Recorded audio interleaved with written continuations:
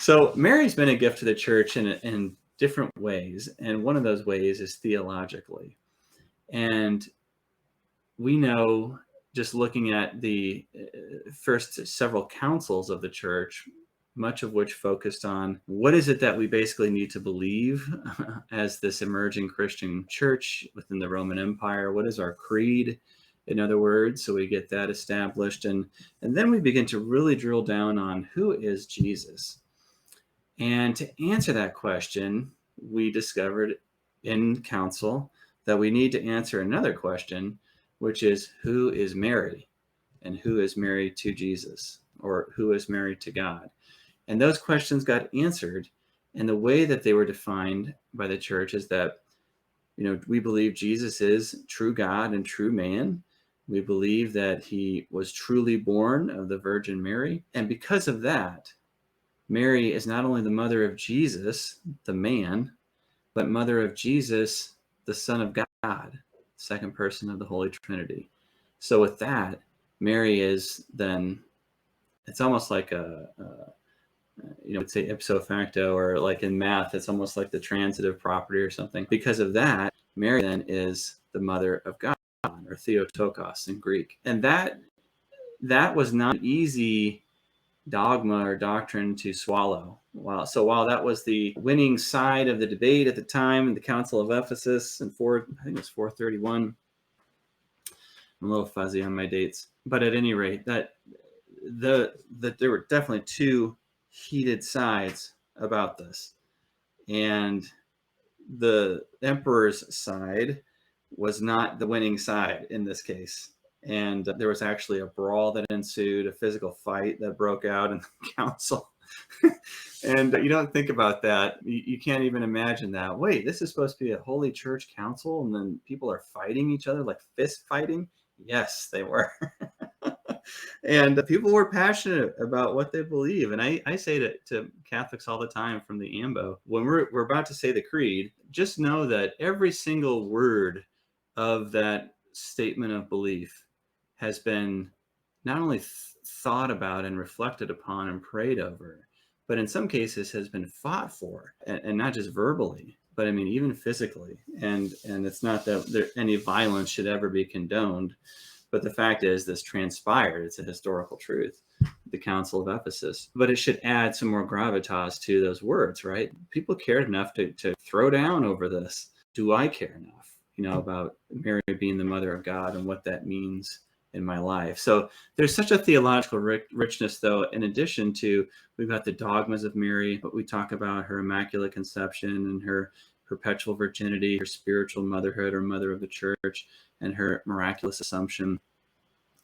And I love how the church dealt so deftly with that last one, saying, well, because the conundrum was Mary is the perfect person / disciple.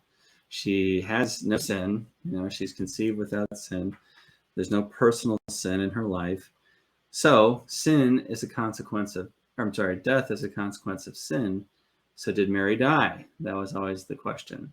And it was answered very well by, I believe it was Pius XII, who said that at the end of her life, and sometimes that passing on is referred to as the dormition, or Mary falling asleep. Some Eastern Church, Catholic Church communities and Eastern Orthodox communities believe Mary, in fact, did die, but then was assumed into heaven. And the reasoning behind that is, well, she was the perfect disciple, so she wanted to imitate Jesus in all things, including his death.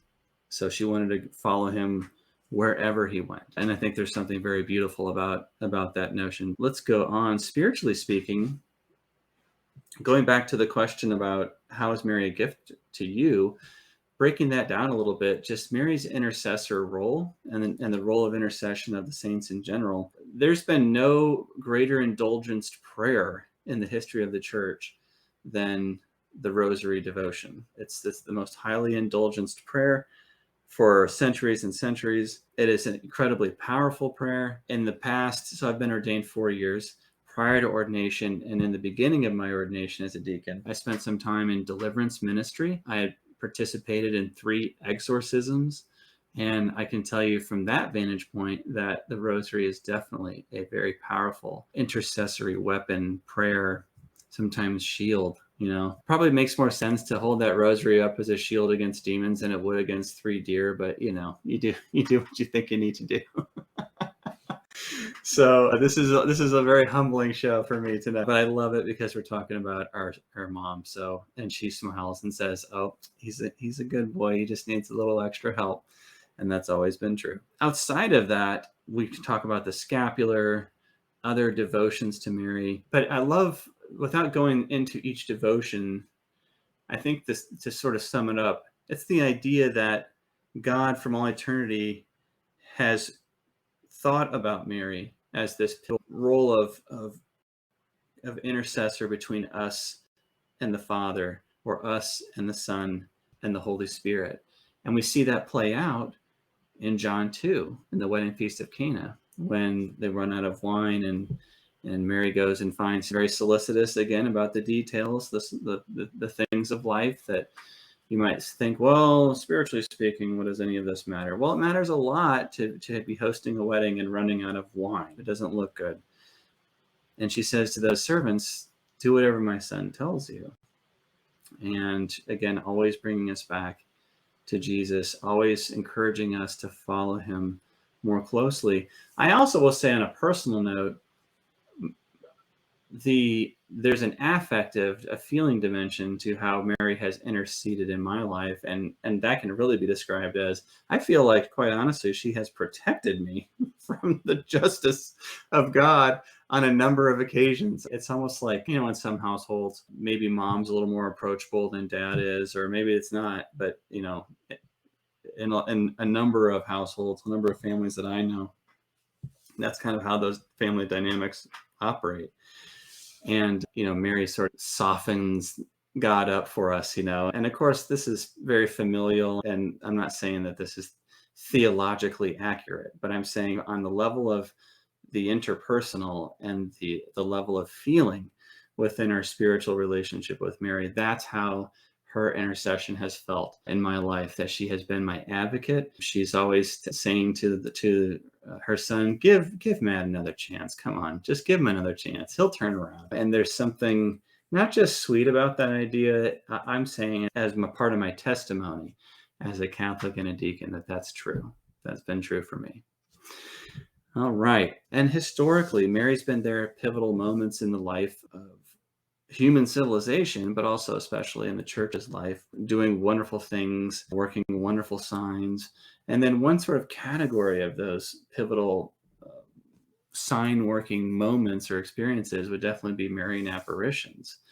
And, whether we're talking about Lourdes or we're talking about Fatima or Quito or wherever, that the message almost always has that same tone of, do whatever my son tells you, stay connected with him. He's the vine, you're the branch. It's always got that kind of redirecting us back to Jesus. But those apparitions, or Our Lady of Guadalupe for that matter, have changed civilization. It's helped with the spreading of Catholic missions across the entire globe. We have as our patroness for all the Americas, North, Central, South, is Our Lady of Guadalupe. We're under her banner. I should say we're under her veil or mantle, perhaps, of her protection.